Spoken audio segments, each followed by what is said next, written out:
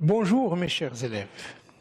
On va entamer aujourd'hui la séquence 2 du programme de l'économie générale destiné aux élèves de sciences économiques et de sciences de gestion comptable, intitulée La politique monétaire. Cette séquence qui sera divisée en 3 paragraphes qui sont la monnaie, le système financier, les objectifs et les instruments de la politique monétaire. D'abord, le premier paragraphe qui comprend 4 points, à savoir les fonctions de la monnaie, les formes de la monnaie, les agrégats monétaires et les contreparties de la masse monétaire. Les fonctions de la monnaie d'abord.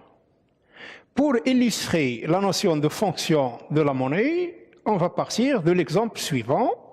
Il s'agit de M. Ben Brahim qui est potier, qui fabrique des objets divers. Il achète des biens et services nécessaires à la production qu'il paye en monnaie, en espèces.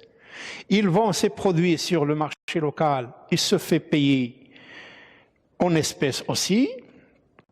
Il calcule et évalue ses coûts de production en dirhams, en unités monétaires.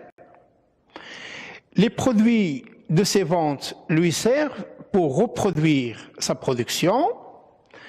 Il paye les achats de biens et services nécessaires à la satisfaction des besoins de sa famille.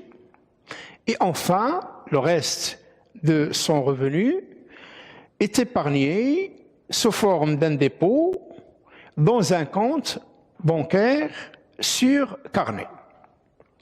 À partir de cet exemple, on peut constater que M. Ben Brahim achète des biens et services qu'il en contrepartie de la monnaie. Il calcule et évalue sa production en unités monétaires. Il épargne une partie de sa richesse créée en monnaie aussi. La monnaie est donc un instrument de paiement, une unité de compte et un instrument d'épargne et d'accumulation des richesses. Définition et fonction de la monnaie. La monnaie est une créance sur l'économie qui a les fonctions suivantes. D'abord, un instrument d'échange, ensuite un instrument de mesure des valeurs et enfin un instrument de réserve des valeurs. On passe maintenant aux formes de la monnaie, mais avant, on va essayer de présenter un bref historique des formes de la monnaie. Première étape. Dans ce système d'échange, les marchandises s'échangent entre elles sans aucun intermédiaire. Ce système est dépassé parce qu'il pose plusieurs problèmes, notamment la difficulté de trouver un co-échangiste, la nécessité de fixer un rapport d'échange pour chaque transaction. Le rapport de change, c'est le rapport qui existe entre la valeur de deux biens, X, Y, c'est-à-dire combien il faut fournir du bien X pour obtenir une quantité du bien Y, la difficulté de transport, l'indivisibilité de certains produits, etc. Ce système s'appelle le troc. Deuxième étape historique des systèmes d'échange, il s'agit de choisir par la communauté d'une marchandise à usage courant, reconnue par tous, qui va servir comme intermédiaire des échanges, tels que le sel, le bétail, les coquillages, la laine, etc. Ce système a été bloqué aussi, il a connu des limites, en raison de l'indivisibilité de la marchandise choisie comme instrument d'échange, de son caractère peu stockable ou périssable. Il est le plus souvent non homogène, il est difficile à transporter, etc. Ce système d'échange est le système de la monnaie marchandise. Troisième étape, Avec la découverte des métaux précieux, l'or et l'argent sont choisis par les communautés pour servir d'intermédiaires d'échange, en raison de leur rareté, de leur caractère pratique et impérissable, de leur divisibilité, leur homogénéité, etc. C'est l'ère de la monnaie métallique. Quatrième étape, c'est caractérisé par l'apparition de maisons spécialisées chargées de la garde des pièces d'or en contrepartie de certificats à cours libre qui est délivré aux déposants d'or auprès de ces maisons spécialisées. Ces certificats qui étaient à cours libre, c'est-à-dire convertibles à tout moment. Ces certificats ont eu par la suite un cours forcé, c'est-à-dire inconversible, vont donner naissance à une nouvelle forme de monnaie qui sont les billets de banque et qui par la suite seront émises par une institution bénéficiant de l'appui des pouvoirs publics, cette institution qui aura le monopole d'émission des billets de banque et qui s'appelle, jusqu'à nos jours, la Banque centrale. Les billets émis par la Banque centrale auront un cours légal, c'est-à-dire que personne ne peut refuser ces billets comme moyen de paiement sur le territoire national. Ils auront un pouvoir libératoire illimité parce qu'ils peuvent éteindre toutes les dettes, quel que soit leur montant. Et enfin, ils auront un cours forcé, c'est-à-dire inconversible en or. Les émissions des billets par la Banque centrale ne dépendent plus de la quantité d'or détenue par celle-ci. Elle va dépendre de la demande de crédit par les banques et par les autres agents économiques.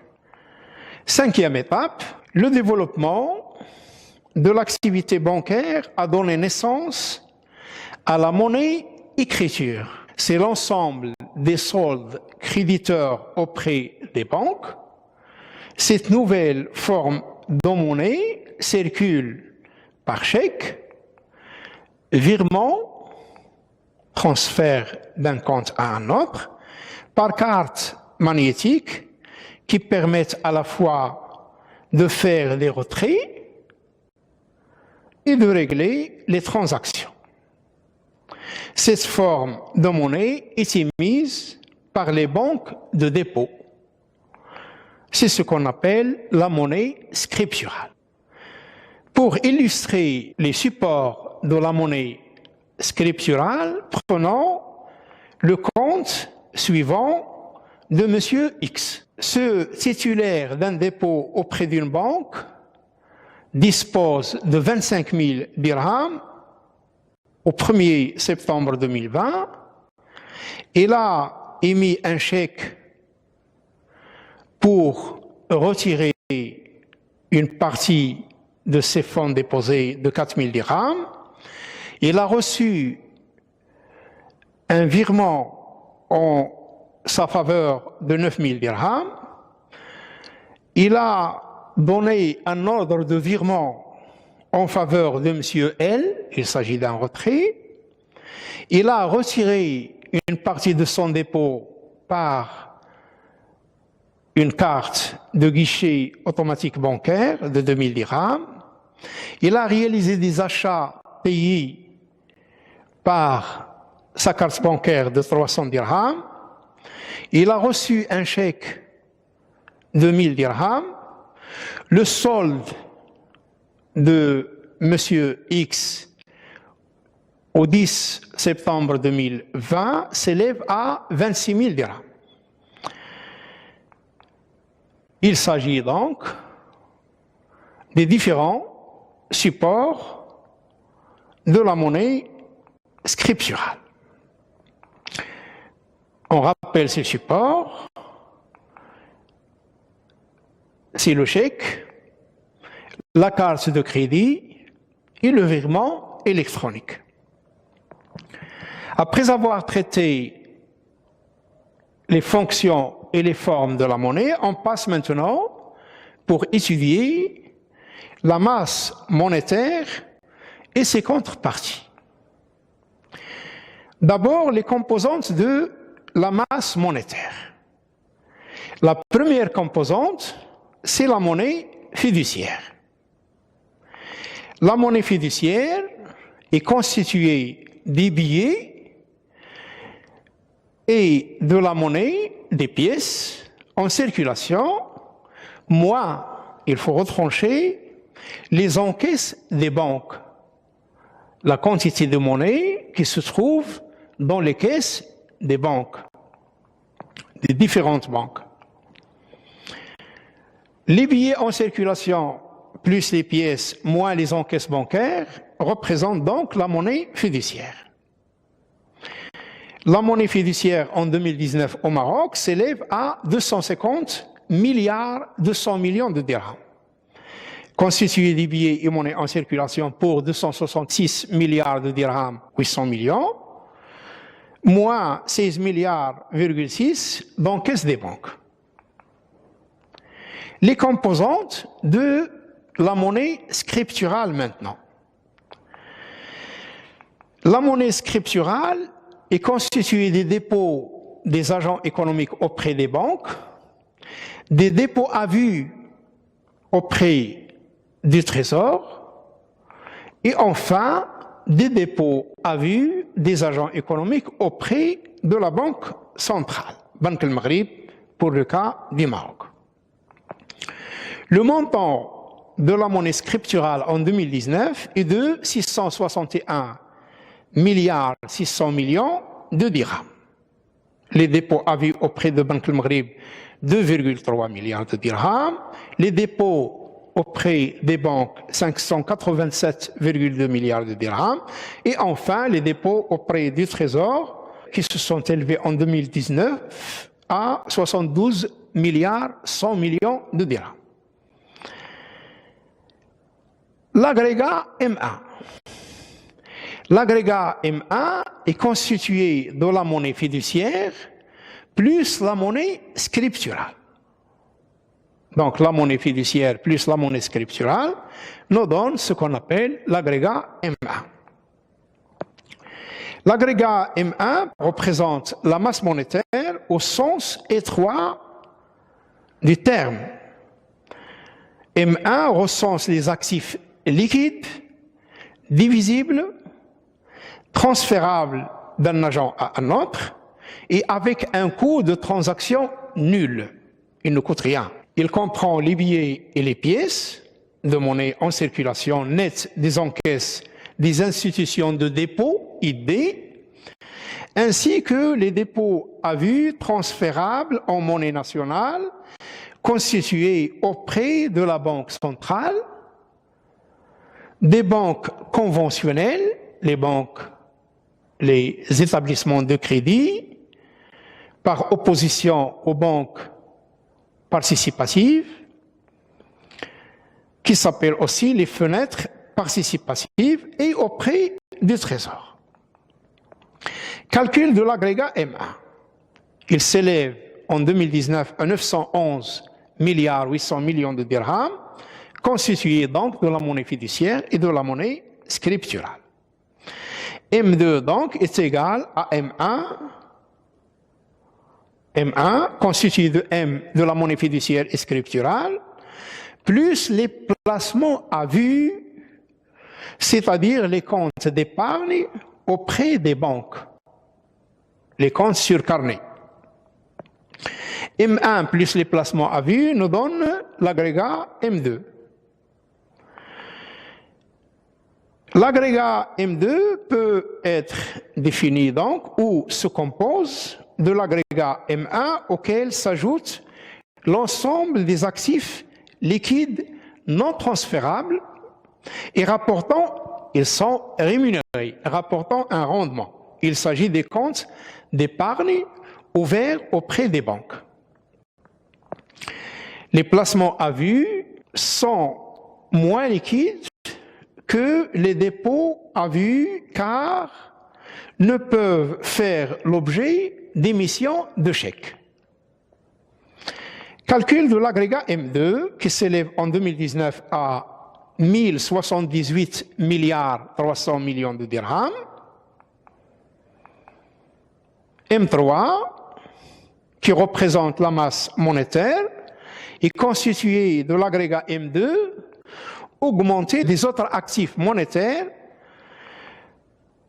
et qui constitue, comme déjà signalé, la masse monétaire au sens large.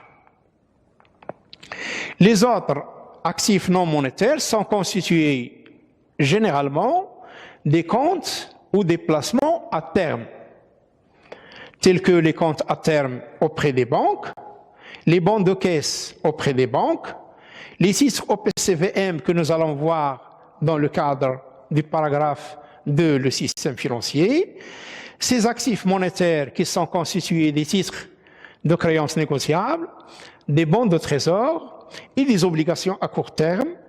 Ce sont des titres convertibles en moyen de paiement à tout moment et sans risque important de perte de capital. Ils sont plus sûrs. Constituent aussi des dépôts en devises, des valeurs données en garantie, en pension, des certificats de dépôt pour une durée résiduelle inférieure à 2 ans, des dépôts à terme auprès des trésors et des autres dépôts. L'agrégat M3 correspond à la masse monétaire au sens large. Il regroupe en plus de M2 les actifs monétaires moins liquides avec des coûts de transaction significatifs parce qu'ils exigent des commissions, des frais, etc., non transférables et ou non divisibles et rapportant un rendement.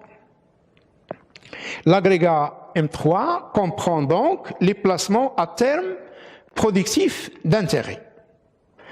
Calcul de la masse monétaire est égal à l'agrégat M2 plus les autres actifs monétaires. En 2019, la masse monétaire au Maroc s'élève à 1370 milliards de dirhams. Voilà la représentation graphique de la répartition de la masse monétaire en pourcentage. Comme vous pouvez le voir, la monnaie scripturale représente la plus grande part de la masse monétaire. Avec la monnaie fiduciaire, ils constituent tous les deux 66% de la masse monétaire.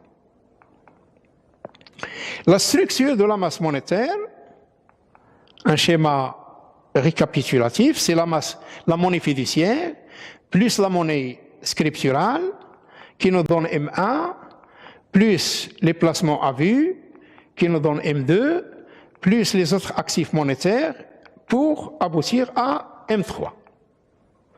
Définition de la masse monétaire, c'est la quantité de monnaie en circulation au sein d'une économie à une date bien déterminée. Il correspond à l'agrégat M3. On passe maintenant aux contreparties de la masse monétaire. Ces contreparties qui sont les créances sur l'économie, les créances sur l'administration centrale, les réserves internationales nettes, les ressources à caractère non monétaire et enfin les autres contreparties de M3. Voici donc la structure des contreparties de la masse monétaire. 79% des contreparties sont constituées des créances sur l'économie. 94% de ces contreparties est constitué des créances sur l'économie et des créances nettes des institutions de dépôt sur l'administration centrale. Les créances sur l'économie sont les crédits de Banque El Maghrib aux banques commerciales. Chaque fois que Banque El Maghrib refinance les banques, il y a création monétaire. Les crédits des banques de dépôt aux ménages et aux entreprises. qui entraînent une création monétaire, et enfin les contreparties des avoirs en compte surlivrés de la caisse d'épargne nationale. Le mécanisme de création de la monnaie par les banques de dépôt. Soit un agent économique qui fait un dépôt auprès d'une banque, ce dépôt qui va figurer au passif du bilan de la banque 1, la banque 1 qui garde en réserve 20%, c'est-à-dire 2000, et distribue 8000 sous forme de crédit. Le crédit obtenu par un agent économique sera dépensé. Cette dépense qui va donner lieu à un encaissement pour un autre agent. Cet agent qui va recevoir donc les 8000 va la déposer dans son compte à la banque 2. Cette banque qui va donc maintenir en réserve 20% et distribuer le reste. Les 6400 qui seront donc distribués sous forme de crédit seront dépensés, ce qui va constituer un encaissement pour un autre agent qui va effectuer un dépôt à vue auprès de la banque 3. La banque 3 qui va procéder de la même manière, maintenir en réserve 20% et distribuer le reste, et ainsi de suite. Après cette vague de dépôt crédit, la monnaie créée sera donc calculée de la manière suivante. M, c'est la monnaie créée, qui sera égale au dépôt initial multiplié par 1 divisé par K, c'est-à-dire le taux de la réserve. Dans notre exemple, c'est 0,2. Donc 10 000 fois 1 sur 0,2, il nous donne 50 000. DI, c'est le dépôt initial, K, c'est le taux de la réserve, 1 sur K, c'est le multiplicateur de crédit. Pour illustrer ce mécanisme de création, supposons un épargnant qui a déposé 10 000 auprès d'une banque. La banque lui remet un chéquier ou une carte de crédit. La banque qui va distribuer les 2 000 reçus sous forme de crédit qui sera donc accordé à monsieur X. Donc, après le dépôt de l'épargnant plutôt détient 10 000 sous forme de monnaie scripturale et l'emprunteur X détient 10 000 sous forme de monnaie fiduciaire. Avant le dépôt, la masse monétaire était donc de 10 000. Avant le crédit, la masse monétaire était de 10 000 sous forme de monnaie scripturale. Après le crédit, la masse monétaire sera de 20 000, constituée de la monnaie fiduciaire et de la monnaie scripturale. Deuxième compartie, c'est les créances nettes sur l'administration centrale. Ils sont constitués des créances de Banque al-Maghrib.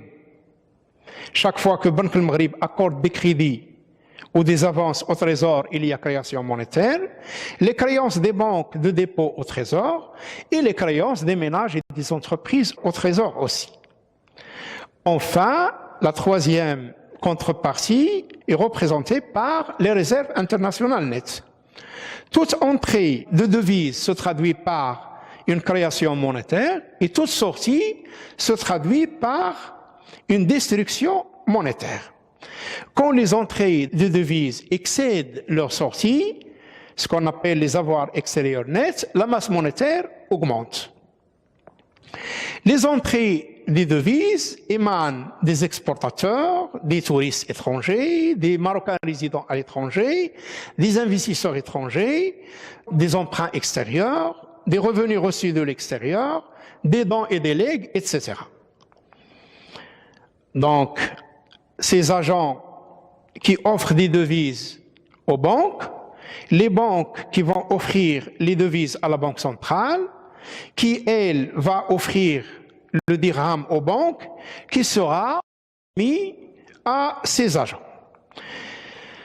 D'un autre côté, la sortie des devises se fait à l'occasion des importations des touristes marocains à l'étranger. Il vient aussi des salariés étrangers qui travaillent au Maroc, des investisseurs marocains à l'étranger, des prêts du Maroc à l'étranger, des revenus versés à l'extérieur, tels que les intérêts, les dividendes, etc.